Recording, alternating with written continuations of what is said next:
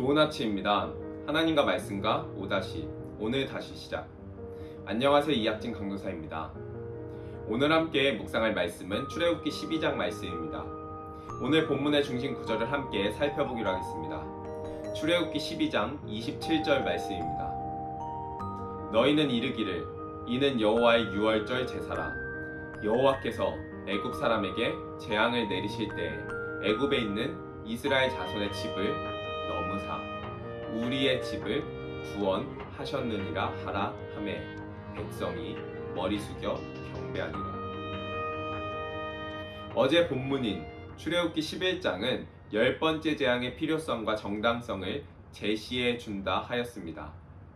이어지는 오늘 본문 출애굽기 12장은 10번째 재앙 전에 곧 애굽에 임하게 될 하나님의 심판과 연관된 절기들에 대한 규례를 제시하고 이스라엘 백성들에게 이 규례에 따라 최초의 유월절을 준비하도록 지시하는 장면이 등장합니다. 출애굽기 12장을 나누어 보자면 다음과 같이 총 5개의 파트로 나누어 볼 수 있습니다.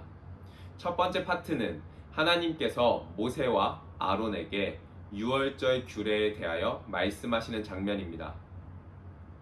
유월은 죽음이 넘어갔다는 의미로서 유월절은 하나님께서 애굽에 10번째 재앙을 내리시어 마디를 죽이실 때에 그의 백성들은 넘어가셨고 이 10번째 재앙으로 이스라엘 백성들을 구원하셨다는 것을 기념하는 절기입니다.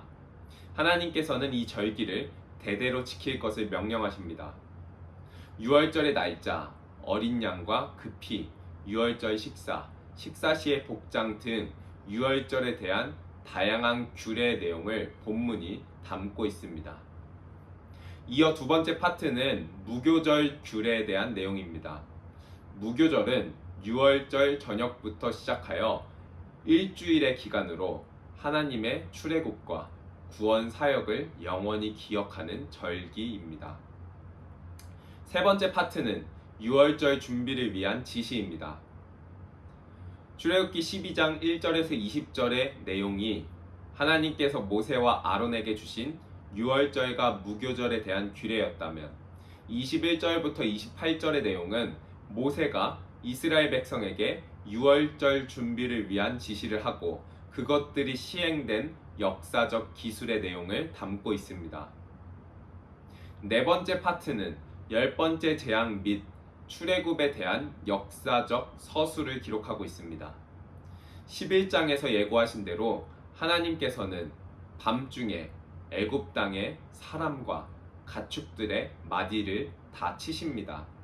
이에 애굽에 큰 슬픔이 있었고 하나님께서 말씀하신 대로 이스라엘 백성들은 많은 가축과 재물을 가지고 430년 만에 출애굽을 하게 됩니다. 이어 네 번째 파트에서는 유월절 참여 자격에 대한 규례가 나옵니다. 유월절에 참여할 수 있는 자격은 할례로서 이스라엘 자손이든 타국인이든 할례를 받은 자만 유월절에 참여할 수 있음을 기록합니다. 이러한 규례는 하나님의 백성의 조건이 국적과 혈통이 아닌 분명한 신앙 고백임을 보여주는 것이라 할 수 있습니다. 마지막 5번째 파트는 간략하게 10번째 재앙을 통하여 하나님께서 이스라엘 백성을 애굽 땅에서 구원하셨다는 내용으로 마무리됩니다. 오늘 함께 살펴본 내용 중에 유월절에 대한 내용을 조금 더 설명하고 오늘의 오다시를 마무리하고자 합니다. 오늘 설명한 유월절 규례들은 예수 그리스도의 십자가 사건과 구원에 대한 예표입니다.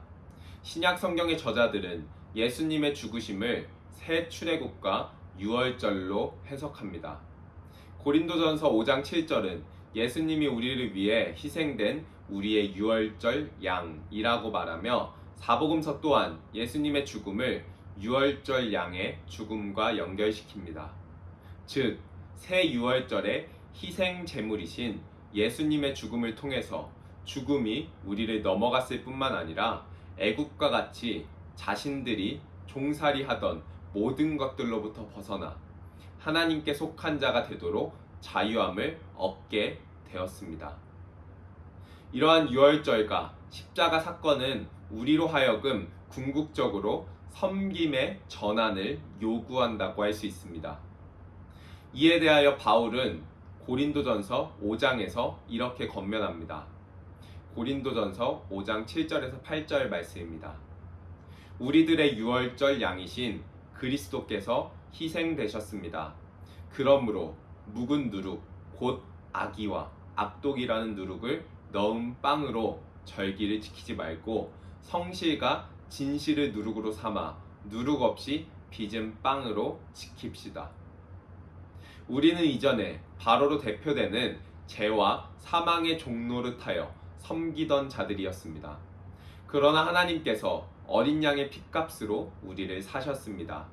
이제 핏값을 주고 사신 하나님의 소유된 백성인 우리에게는 그분을 섬기는데 합당한 모습을 갖추는 신앙적 전환이 요구됩니다. 기독교 구원의 핵심은 어디로부터 구원이 아닌 어디로의 구원, 즉 죄로부터의 구원을 넘어 구원받은 하나님의 자녀로서 주님께서 원하시는 내용을 우리의 삶에 채워나가는 것에 있습니다. 그렇기에 앞으로의 출애굽기 내용은 구원받은 백성들이 앞으로 하나님의 백성으로 어떻게 살아야 하는가를 말씀하시고 이를 요구하시는 장면으로 연결되게 될 것입니다.